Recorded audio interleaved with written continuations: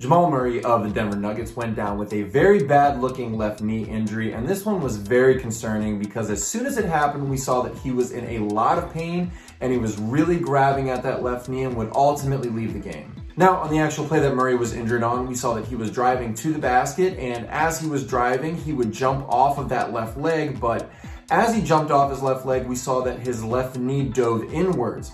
And right after he landed from jumping, we saw that he was clutching at that knee. And today we got an unfortunate update where it was released by several sources that Murray does in fact have a torn ACL and he's due to be out indefinitely. Now, the actual position that Murray's knee went into is clinically known as dynamic knee valgus, and this is a very risky position for the knee because it stresses several important structures located within the knee joint. Since some may not be too familiar as to why dynamic knee valgus is a risky position for the knee, and some may not be too familiar with an ACL tear, I'm going to go ahead and focus on that in today's video. Welcome, basketball fans. For those of you that aren't familiar with me, my name is Nick Gallo, and I'm a doctor of physical therapy.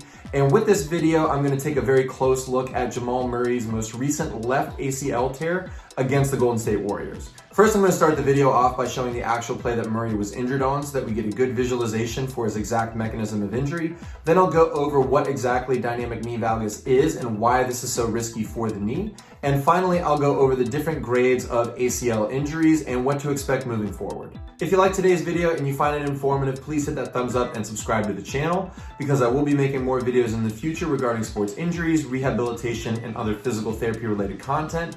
Also, if you have any comments or questions, please leave those in the section below. And if you have ever suffered an ACL injury and gone through the surgery and rehab process, if that was necessary, if you want to share that experience, you can also leave that in the section too. Now to begin, let's take a look at the play that Murray was injured on. Here we see that Murray's driving to the hoop, and right as he's doing that, he will fall down in noticeable pain and clutch that left knee. We can see here in slow motion that he plants right here on that left foot, causing that left knee to dive inwards. So here I have a model of the knee joint, and so two long bones, the femur, which is the bone often associated with the thigh, and the bone known as the tibia, which is associated with the shin.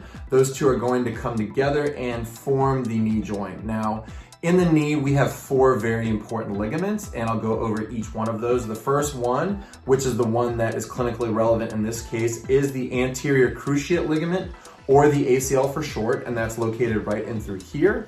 Then we have a ligament that is on the medial or inside portion of the knee. This is the medial collateral ligament, or the MCL for short. Going to the outside or the lateral portion of the knee, we have a ligament known as the lateral collateral ligament, or the LCL for short. And finally, we have another ligament which is located in the back of the knee. This is the posterior cruciate ligament, or the PCL for short. All of these ligaments have their individual functions for stability. However, when all of them are intact, they all contribute to the overall stability of the knee joint.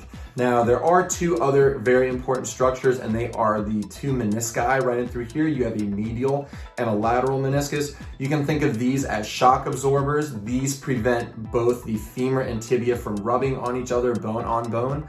Without those there, or if somebody does have an injury to either meniscus, this can cause pain over time. Now I'll go ahead and go over exactly what a dynamic knee valgus is at the knee. Now in this case, we see that as Murray goes in for that layup and he jumps off that left leg, the knee is observed to cave inwards like that. And that's exactly what we see in a dynamic knee valgus. Typically when this happens, a person is pushing or pivoting off of the knee. The tibia is actually externally rotating a little bit, and that person, in order to drive more force, is going to actually internally rotate the femur at the same time. And as a person does this, it's going to stress many structures in the knee joint, and you can see that in through here. The first one, of course, is that ACL. So you can see right here, as I twist, you can see that ligament start to become taut. Another structure that's also becoming taut as I do this is the MCL. And finally, another structure that can also be involved is the medial meniscus. Now, there are cases when all three, the ACL, the meniscus, and the MCL, can all be injured at once. This is something known as a terrible triad injury. Fortunately, in this case, it is only the ACL. It's still a very significant injury, but it could have been worse because there could have been two other structures involved. Now, our ACL, of course, has a number of functions. The first being that it's going to prevent the anterior translation or anterior movement of that tibia away from the femur. Now, you can see here that it's not moving very much. That's because there is the ligament intact. One other big function of the ACL is to provide that rotational stability to the knee. So when a person goes into that dynamic knee valgus, the ACL is going to be, of course, stressed.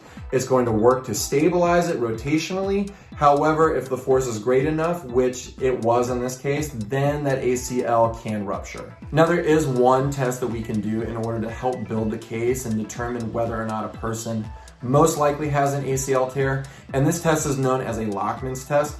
This test is done by holding the femur like so, and you're pulling on that tibia to see if there is any excessive anterior or front movement of the tibia. We do this on the injured side, then we do this on the non-injured side, and we compare the two.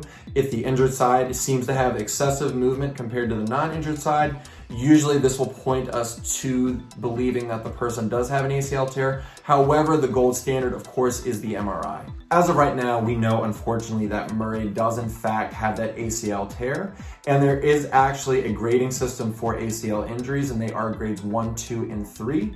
In a grade 1 ACL injury, a person is going to have some stretching of that ACL. However, there's not going to be any tearing. In a grade 2 ACL injury, that person is going to have stretching and some partial tearing. This is more on the rare side. And finally, that grade 3 ACL injury, this is when that person will unfortunately have a full rupture of that ligament. Now, in Murray's case, they have not come out and said that he officially has a grade 3 ACL injury, but usually when they report that somebody does have an ACL tear, this is usually that grade 3. So he does seem to have that full ACL rupture, and usually this is going to require that full ACL reconstructive surgery. I don't know what exact type of surgery he's going to have. There are several types, but when a person does have that ACL reconstruction, unfortunately, they're going to be out for at least 6 months. So it's most likely that he's going to miss the remainder of the season, but it's going to be really important that we monitor his case and just see how he does with his follow-ups moving forward. Typically, when we get somebody in the clinical setting, when they have had the ACL reconstruction, they're going to be in one of those large, and we call them drop lock braces. This is a brace that you can go ahead and lock the amount of bend that a person has. So depending on the surgeon or the surgery, there's going to be certain precautions about the specific type or the amount of bending that a person can have right away after surgery. Then as the person progresses, of course, we're going to be working on range of motion when they're appropriate. Then we'll work at getting that quadricep muscle to fire appropriately, because after surgery, usually the quadricep muscle is quite weakened, depending on the person, of course, but generally speaking, that quadricep muscle is very, very weak because of the pain and swelling from surgery. Then as a person progresses and they're appropriate within the protocol or whatever you're following, then you can start to work in a lot more weight-bearing movements. And finally, when it's appropriate, you can work in sport-specific. However, it is a long process usually, and it really depends on a case-by-case basis. If I happen to hear any updates on Jamal Murray's case, I'll be sure to update everybody in the comment section below. Also, if you happen to hear something as well, please also feel free to post it. And that's it as of right now regarding Jamal Murray's most recent left ACL tear. Once again, thank you very much for watching today's video. I really appreciate it. If you like today's content, please subscribe to the channel because I will be making more videos in the future. Thanks for tuning in, and I'll see you next time.